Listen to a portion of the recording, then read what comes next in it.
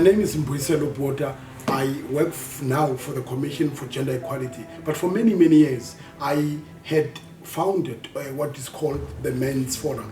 Now, that has been, I consider that initiative as foregrounding in that at a time well over 20 to about 25 years ago, it had not been fashionable to talk about engaging men in stopping violence against women and children and other men. So I, together with other men, established what we called the South African Men's Forum, which sought to engage, mobilize, galvanize men into how do we deal with our own upbringing as men in stopping violence against everybody and anybody.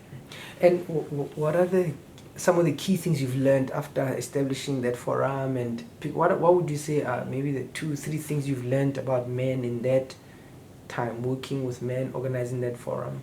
The fear from men on women's empowerment or about women's empowerment. That's the one thing, overriding thing that I've always come across. That was many, many years ago, but unfortunately it still goes on. The issue of do I still have a place as a man?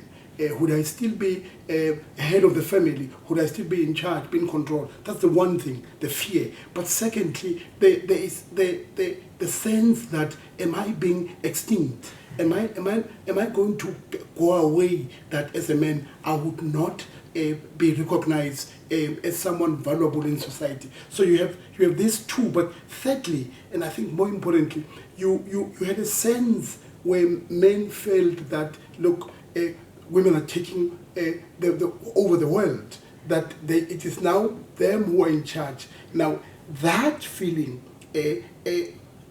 engendered what one would call a sense of resentment in men. Unfortunately, all of these three, I still come across them. I still meet them. You find them in all professions, be they in the workplace, be in institutions such as higher learning, in religious institutions now, and NGOs everywhere. You have a sense where men feel that look, even in political parties, that look, a sense that the ground is shaking. Women are taking over. What will be what will be my role as a man? And this sense of resentment that you are picking up, do you think it's something that is growing as women are busy taking space, or do you think it's something that's just is it becoming worse? Maybe that's the question. I think it's becoming worse, and I'll give an example why. Recently, there is a hashtag men are trash. Now you have a deep sense of resentment where men are not even opening up to understand or to put themselves in the shoes of women. When women say men are trash, what do women mean? Now these narratives have made men to go back into what I call a lager, a toxic masculinity lager, where we say, look, you know what, we'll take a position. If this is how women are going to treat us, we'll show them who we are. And then, unfortunately, it manifests itself in various ways. Sadly, you see rape going up, you see femicide going up, you see sexual violence going up. So it is these resentment from men that play themselves out in such a manner where some feel that we will reappropriate our power. We'll make sure that they know who is in charge, who's in control. Actually, it's interesting that you explain it that way. So I guess the idea that men feel as if they are losing, and in a way to reassert themselves and then do things like the rapes and the violence and things like that. Before I wanted to go to the toxic masculinity, but then after the men's forum, did you send Sonke Gender Justice? Is it part of the? Well, Sonke Gender Justice was actually formed by two men, Bafana Kumalo and Dean Peacock, and I'd worked with them in other areas of my life, so they asked me to come in and be their face or to deal with media. So that's how I got into Sonke Gender Justice Network then, so that we were part of building it from the grassroots. And in my area of expertise or my focus was on working with media in particular. Okay. And with regards to media, the story that media tells about gender, do you think it's helpful? Do you think the platforms are helpful, or do you think it's not maybe discussed enough or discussed properly? Or what's your sense? Well, fortunately in our country in South Africa, you have seen an emergence of new editors who are sensitive, who are amenable and on looking or writing about issues of relating to gender. Whereas before, some were very dismissive.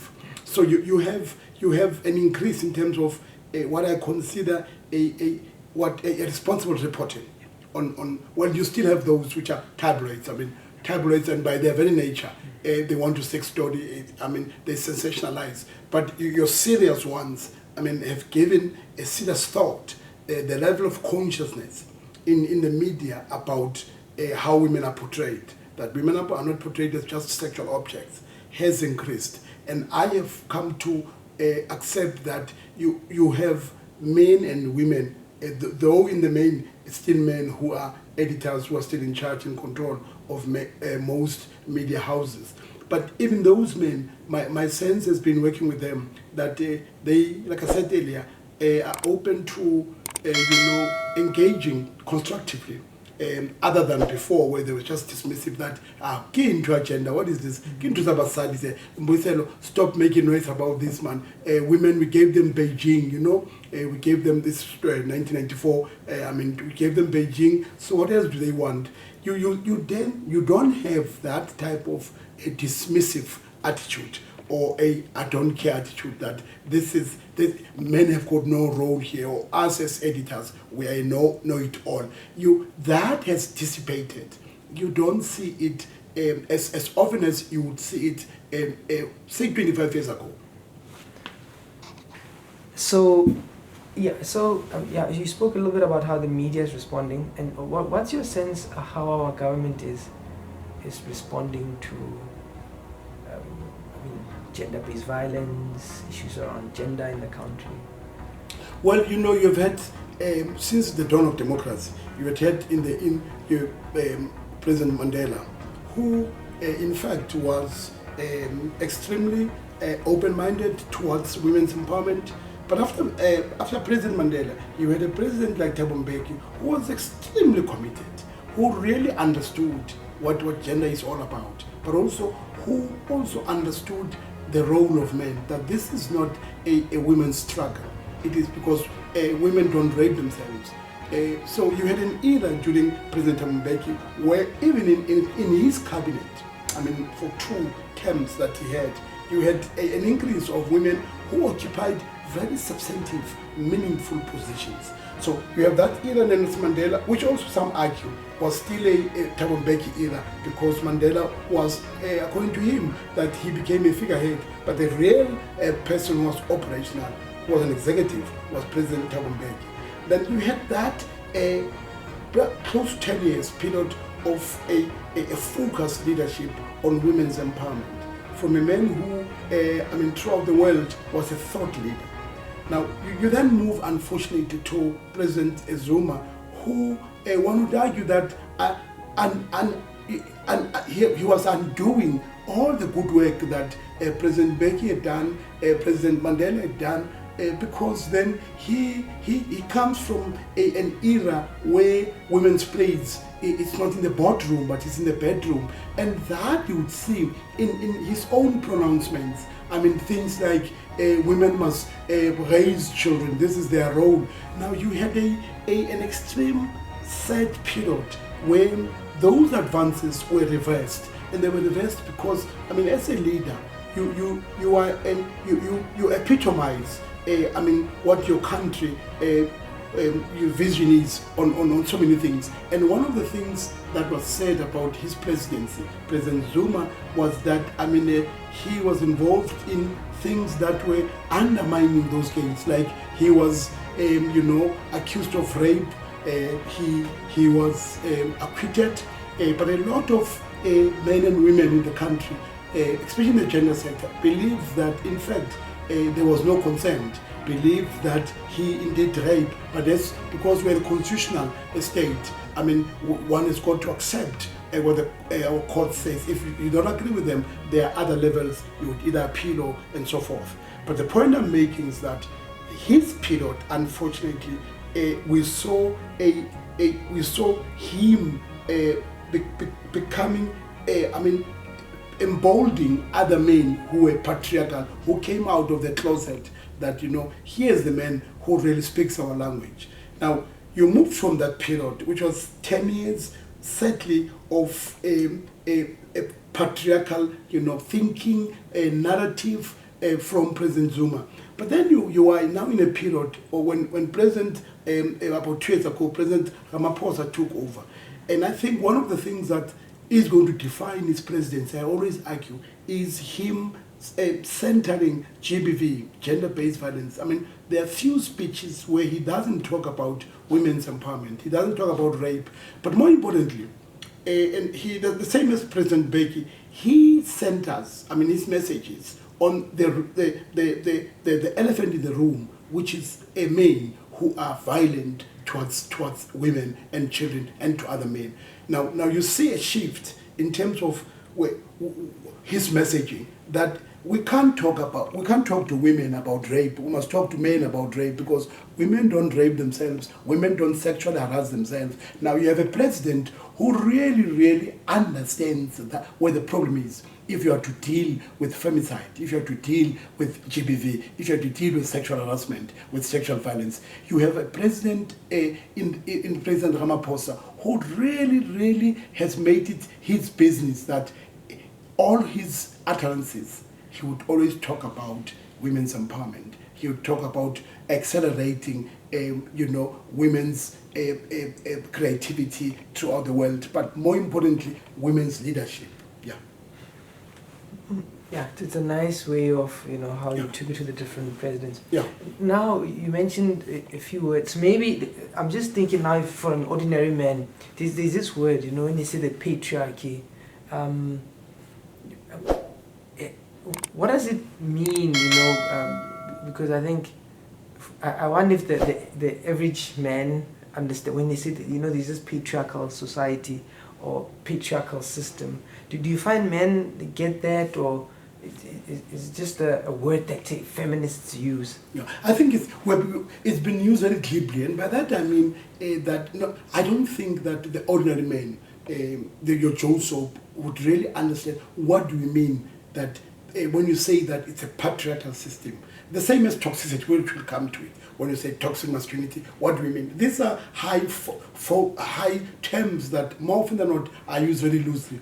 But I think for me, where I am, it's important for us to talk about, in very simple terms, that when we talk about a patriarchal society, we're talking about a society which is ruled by men, a society where women don't have a voice, a society where all the institutions are actually headed by men, because there is an understanding that men are a gift to the world, that women have got to look up to men. Now that's what patriarchy is all about. A system by men for men, the overriding principle of patriarchy is that it is our way as men or no way. Yeah. So for me, it's important that we then break it down that it is a system that also, unfortunately, even oppresses men. It is a system that says that you can't talk about your own vulnerability. You can't say that I am hurting. You can't say I'm in pain. You can't say I don't have answers. You can't, even simple things, you can't ask for directions, because then that reduces you to being unmanly. You can't, the one set of emotion that it allows, encourages, or permits you to do is that of anger. Now, when a man cries, a patriarchal society, it says that there is something inherently wrong or unmanly about that man, because men must toughen up, men must man up. Men must never show any side of the so-called feminine side or the so-called weakness. If you do that, you are in fact undermining or undoing this patriarchal system. And related to that is this toxic masculinity. Yeah. Any thoughts on? Oh, yes, the same as, I mean, you go back. Toxic, when you say it's toxic, we say it's toxic because when you say that I am at my wit's end, there is a voice that says, no, you are not at your wit's end, you are in charge, you are in control. When you are supposed to go and test for any other illness, be it HIV, be it knowing your status, your health generally, but there's a voice that says, but look, don't go to these spaces because these spaces are frequented by men. But also, it speaks to the same as patriarchy, because what is more toxic about it, it says that you can't resolve any other misunderstanding peacefully. You have to reassert your power, your control. But again, it goes back to say that, look, it does not allow you to say that, look, I think that I need help. I think I must go and see a social worker. I think I must go and talk to a priest. I must go talk to the father next door. It's toxic in the sense that it suppresses what is essentially your humanity. Where pain is pain, where you're feeling pain, it says that, but no, you are not feeling pain. In fact, you are powerful than the pain. It says that do not exhibit any form of weakness. So it's toxic even to the person who executes it or who embraces it. And in this instance, amen. It's toxic to us because then what it does, it says to you, look, you never think that when you're feeling down, seek help. So it means therefore that it has this adverse impact on your health and the health of those that you purport to love, be it your children, be it your partner or your partners. So it's toxic in the sense that it as I said earlier, it really suppresses what is ordinarily supposed to be a human activity, where you want to cry, where you want to hug someone, where you want to kiss someone. It always says that, look, you must do things that would always confirm you as being in charge, being in control. Which we can actually talk about it. Yeah. Part of it is, for me, rather than reading any book, listening to any person talk about gender, and I'll say that the biggest philosopher would be my daughter, or the teacher, a teacher who teaches me about gender. And because she'll ask, we'll watch a play, and then she'll say, where are the ladies, where are the girls? Because she'll ask her, she'll ask that question, which there was some production we're watching, a stage production. Now the guys are in front there. Then she says, no, the guys, the boys come a lot, where are the ladies? So she says that we went to church the other day. She says, where are the ladies? Because I see is the men there. So she's got these where she doesn't see a lot of women. She'll ask where is, and which is I can see now it's almost the world hasn't taught her to sit back. So for her, she's supposed to play, she's supposed to. And I was wondering about where are the areas now where the women start getting those messages that go in the background, keep quiet, Michelle Obama mentions it a little bit, where it's like a world that subtly tells you as a woman to go back. But it was just having girls, for me, that was the biggest, I'll say, the influencers in terms of how I deal with gender. I was even thinking, how did Raila, my wife must drive maybe a bit more, because she shouldn't get used to the idea that Daddy's driving all the time, but she's like a little boy, because we bought a toy car for her birthday. Nice. Yeah. She did not protest. No, she plays it. So she plays, which is nice. I also saw a study a while back which said little girls don't mind playing with. So a little girl is able to go and play with a doll and go play with a car. So they'll play with all the toys.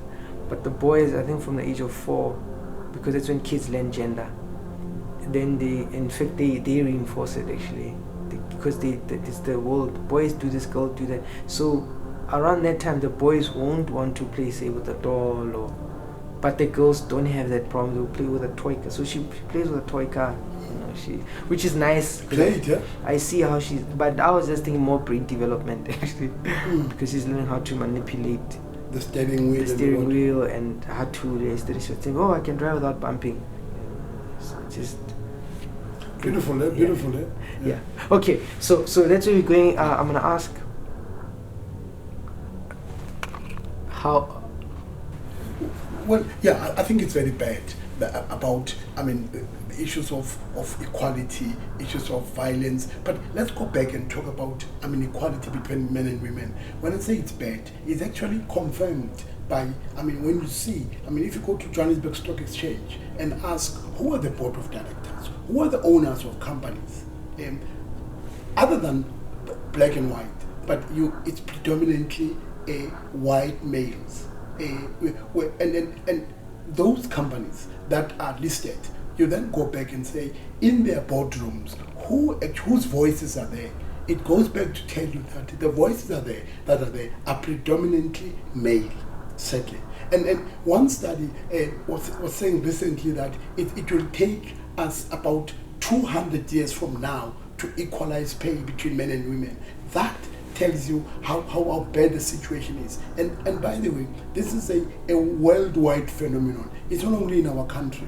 In our country, the sad thing is that it's the violent nature of it, that women are not only oppressed in different sectors, but they are also violated, physically, emotionally, sexually, and that makes us to be one of the leading in the world regarding or vis-a-vis issues of rape, of women empowerment, that we're lagging behind in so many respects. And what about people who say things like the gender pay gap? Part of why that is different is not so because men are oppressing women, but maybe because, for example, the type of work, say men are more likely to move away from home, to take on more dangerous kind of jobs, to study the STEM subjects, go more into science, technology, engineering, mathematics, and so if people do that, then they generally would make more money. What would you say to that? You then go back and say, this is how society is structured. You make it impossible for women to advance. If they advance, you have these barriers that it is them who have to make sure that the home is well kept. It is them who've got, and by home I mean girls, that the children are taken to school, children are well looked after. When in fact, you and I as men, we're getting advanced. Take a simple example. When you are at high school, when a girl is pregnant, she sits at home, the boy continues. Now I'm just saying that we have to be much more nuanced in the sense that look at the structures that not only perpetuates this but also promotes this. That you belong to a particular world, and what is that world? It is the world to serve men. As a result, you would find the whole world, the CEOs continue to be predominantly men. Your scientists continue to be predominantly men. Look at our constitutional accord. Predominantly male. Look at, you all sectors. You then ask yourself, in the law school, in the medical school, surely you can't tell me that women are not achievers. There is something inherently wrong about women, that they are not incompetent, they are not capable. So, it is a system that, and what system? Remember our earlier discussions about a patriarchy. Now, it has, unfortunately, it takes many shapes and forms. And these shapes and forms translate into positions where women their capabilities would always be called to question. But men, it is as if that this is a divine, it's God actually who has created this situation, that we're oblivious to our own culpability. Yeah. What about the idea? I mean, so I like the way you put it. What about the idea that it's not so much a question of whether men and women are capable, that women are capable, but then it becomes an issue of the things that men and women care about. For example, so some would argue men care about things, so they would care about more the business as opposed to the relationship. So when it comes to a practical situation, isn't do we focus on the household? The other one would rather focus maybe on the business. I remember there were interviews, I think at some judiciary, and they asked about transformation. They said, where are the women? I don't know if it was Judas Malema asking this question, and one of the judges said, we are looking for the women, but when we get them, they get poached, or they are not necessarily interested in say the strenuous 45-hour work weeks, or the question of the market. Like the market, if say, let's take attorneys for example, if you have a client say in China or wherever, or you run this big law firm that requires, maybe you must do 50, 60 hours, that men are in fact crazy enough to do that, but women will not allow themselves to sacrifice their families, sacrifice their children, where men are more like, is it socialization? Yeah. Is it that men are more, or do you think it's also part of the market that as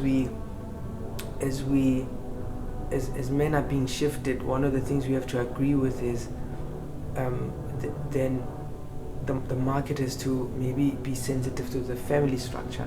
I don't know. Well, no, you're right. Look, you're right in that. But again, it is the socialization that a young girl grows up. That's why the challenge for you and I, and for society in general, is at an early age, how do we then inculcate in our girls that you can be anything and everything, that the sky is not even the limit. It starts there. Now, because then we have these self-imposed barriers which we tend to accept as given, as the natural order of things, that this is how the world is, when in fact it's not. It is how we've been told that, look, there are certain things you can't do. You can't go into the mining, you can't go into the Johannesburg Stock Exchange or the New York Stock Exchange. You are a model. There's nothing wrong being a modeler. There's nothing wrong playing big movies or what. But we have been taught, and it has been ingrained in us, which we tend to believe that you must never aspire beyond certain things. If you do this, you are in fact being in our situation, being an African or being ungodly, that you are challenging the order of things. And the order of things is that, look, as a woman, you must take care of the family. Why is it that these roles are fixed? Or why is it that we are fixated as men with these roles that I can't cook, I can't clean? That it is women must do all of this care work. Why is it that? And it has been proven that when men get involved in care work, it improves, the level of the cognitive development of their children. It does a lot of good, not only to children that they care for, but also to themselves as men. And studies have proven that, care work helps us as men. But we say that, look, she's going to get pregnant, she must go to raise families. Why is it that we are not raising families? But they're good stories. If you look at the Scandinavians, you have paternity leave where both parents would have to share that, look, you have 2 years. I will take this year looking after the family. I'll take this year working as a woman, as a man. So it is these type of interventions that begin to challenge these structures. That, look, these structures are not cast in stone, or they shouldn't be cast in stone. We have a responsibility to in fact do something about them. That's when transformation comes in. But you can only transform when you become conscious that these things are not natural. These things, we're not born into these roles. These roles are ascribed to us. Do you think equally then, maybe as we tell our girl child, or help them not limit themselves in terms of what industries they can go into, do you think maybe we should also encourage say boys and men to almost have a desire for family, because it almost sometimes seems that men value more materials, even in a materialistic world. Do you think people would care, as men in particular, if there's an opportunity to make money, where you don't even say need the money, but maybe the firm next door or the guy next door, and you just have a problem with the fact that yes, I can go help, or I can be this present person, but so and so will make more money than me, and I'm just new desires in men and this materialistic world. How do we square that so that people don't have issues with? But yeah, I think we've got to go back to the things that we say at a very early age to men and women, that you are the provider, that you are the carer, that you are the leader, that you are the follower. Now, if at an early age I raise my 2 daughters to know that, look, in fact, you must aspire to nothing else but to rule the world. At that early age, they would know that there is nothing unnatural in wanting to be materialistic, constructively, positively. That they can be providers. They can be not only carers. That if we begin to tell them and teach them differently, it's going to help us.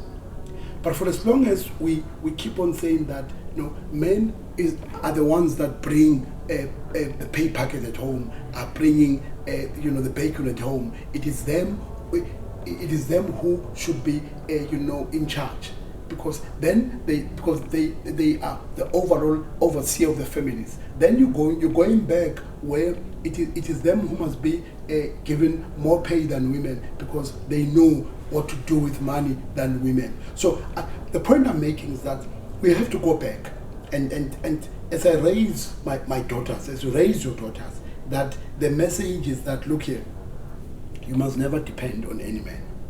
You must be a provider.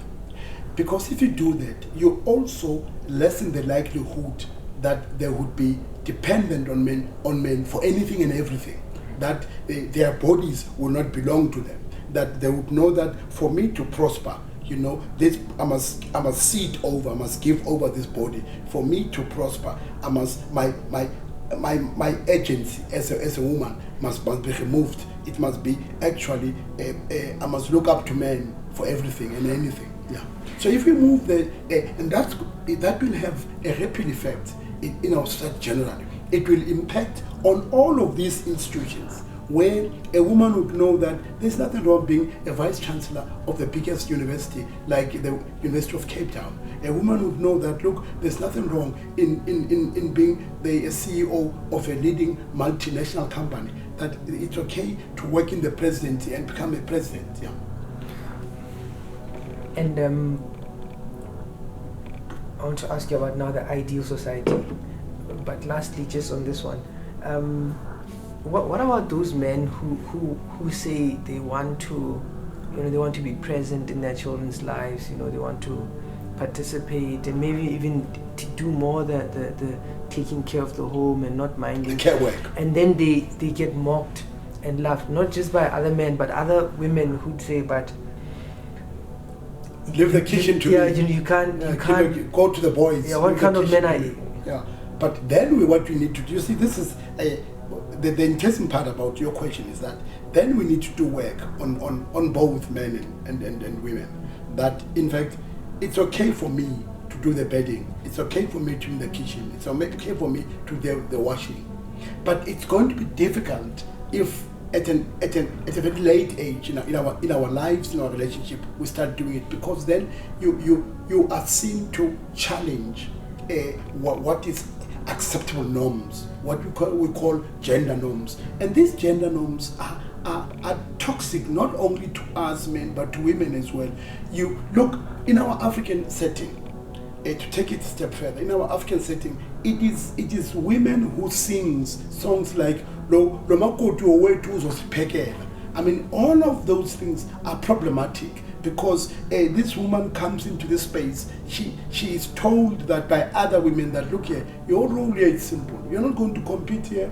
You're not going to even compliment him. All you're going to do here is that you are going to serve him.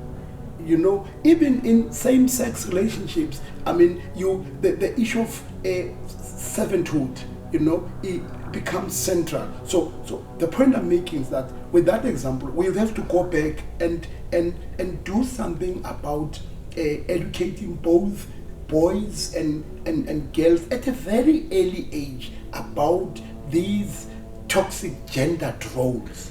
That there is nothing wrong in you aspiring to be a pilot. In fact, there's much more wrong about you becoming a housewife.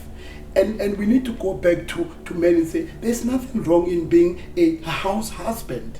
That it is her who works and you taking care of your 2 daughters like you do now in the absence of your wife. Those things are very important, but they may seem to be minute. They may seem to be not important, but it is how when we do them often that they become a norm. It is when in each, imagine what would happen if each and every home does this, that when they meet at crèche, both boys and girls, when they look at each other's bodies, they have been taught from home that, look, it is not your body, it is her body. It is not your body, it is his body.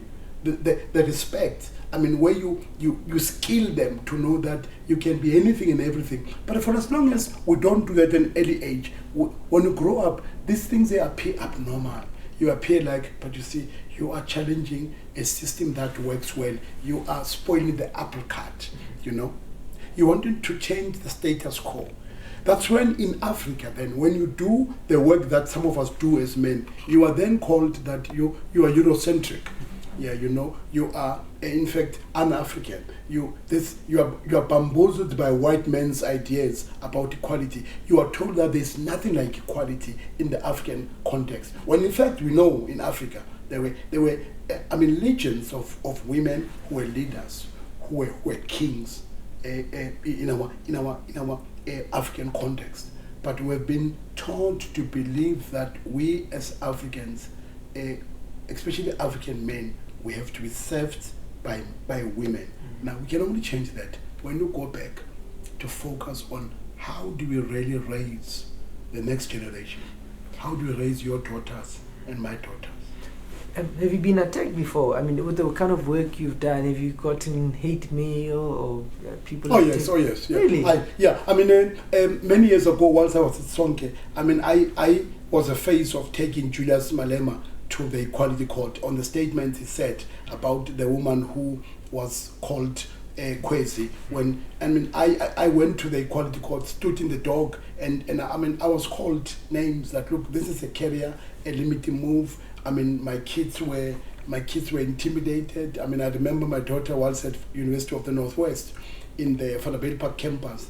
Latiwe was told that, look, we like what your father does, but when he does this to the president, meaning Julius Malema then, when he was the president of the ANC Youth League. Now there's been this incident where I've been, not only called names, but also being not only intimidated, but physical harm, where I've been told that, look, we will deal with you. You know where you stay. I've had telephone calls coming from the Equality Court, But I've also had young men who would say, look, we like what you're doing, but if you say to me, I must cry, you cry because you are disabled.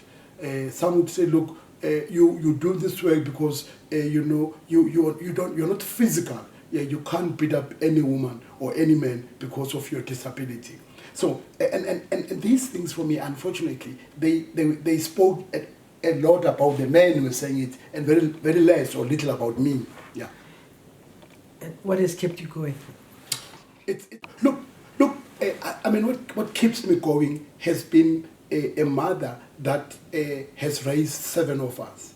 I have never known what is the love of a father. Now, I was raised by this amazing woman, Latiwe. She had done certain things. She stood up to power. Without being didactic, without sitting down and teaching me, I learned from her that, look, injustice is injustice anywhere and everywhere, that you must speak up. But she, as I said, she did not term it injustice. She did not term it discrimination. But the things, when I look back, the things that she did, how she stood up to what I consider now to have been power imbalances or injustices have taught me that, look, it's important to do this work. So what has kept me going has been her memory to do this work. I mean, to pay her back and say that you have given me something that the world would not give me, where she has taught me to embrace justice, non-discrimination. But also, I look back at the history of the liberation struggle in this country. That, you know, our forebears, they fought at the risk of losing their lives, and for one simple ideal, the ideal to see a non-sexism, the ideal to see non-racialism. And this, I look back at them and say, but here there were men and women who were driven by what one would dismiss then as something Ethiopian, that you can't achieve it. I also believe that it may not happen in my lifetime, and maybe in your life, not even in your lifetime, but I believe that, look, we're going to get a stage where your daughters, my daughters, will never be subjugated, they will never be demeaned, disrespected by any man or any woman. We're going to get that space, we're going to get that period. It may not be now, one may seem like that, look, you're dreaming. I mean, I remember people like Walter Sisulu, may his soul rest in peace. There was a slogan in the ANC that said, freedom in our lifetime. I mean, and he died just when about to vote. You can say that these were men, when you look up to them and say, but these ideals were noble. And the possibilities were that, you know, they would not achieve this. Mandela, when he was in the dock, I mean, he spoke about the ideals he's prepared to die for. And there was that possibility that Percy Yuta, who was the prosecutor, was going to call for a death penalty. And because he believed in these ideals. So I'm just saying the events in history that have made me to look up and say, but you can't tire, you can't stop this. And there are people, and my mother in particular, has been a force to reckon. And she may not know, when she died in 1998, she may not know, even having a clue that what is gender, but I consider her to be a feminist. The things that she did, in today's language, when you interrogate what feminism is, what it stands for, you can tell that I was raised by a feminist who did not call herself a feminist, but the things she did, the lessons, the values, I mean, standing up to men, those for me she was an embodiment of what it means to be a feminist, to be an activist. Fundamentals of what we are trying to do, or in the past years working with men and boys, is to create boys, or to create men who would say, I respect you. Is to create men who would say, and not feel ashamed of, that I am at my weakest end. Men would say that it's heavy, I am vulnerable. At a practical level, men would say that, look, I think I'm not coping. We want to create that society. And the beauty about it is that it means we want to create a society where men would grow up caring for themselves. And inevitably they would care about those that they profess to love. So it's a very complicated but very simple aspect as to, if I raise my grandson, Lireku, that I must say to Lireku and Unesimo, to the two boys I'm raising, the grandchildren I'm raising, or Rapelang, to say to the three of them that when you see my granddaughters, Sukanye, Ukakambe, when you see them, you see a fully fledged human beings. So if I've achieved that, it means they will not be harmful to themselves and to others. So that will be the lesson too. That will be the lesson. Okay. And the ideal world. Yeah. And lastly, for those who are objecting or open to that, what is the proper response, you know? Let's call, because it seems like there are men who are allies, you know, where people talk about who invented the pill. The person who invented the pill has helped women in a way. Because with the pill, then you can work, you can, if you invent your own exactly. fertility and what, So you men like yourself who are doing the work. So you have men like that, and men who are, say, maybe don't know, all this feels, let's call it emasculating, or they just want some sort of direct. What's the proper response to when we tell young girls aspire to be? Should the same message be to the men, or should we say don't be afraid when women aspire? So we must say that don't be afraid when women or young girls wants to be or aspire to be fully fledged human beings. The same rights that you aspire for yourself, that you want them for yourself. The same values. You should, in fact, don't be a barrier. I like the term you use about being allies. That I can't be a feminist as a man, but I can be an ally to feminists, because possibilities of me being raped in my lifetime are next to zero.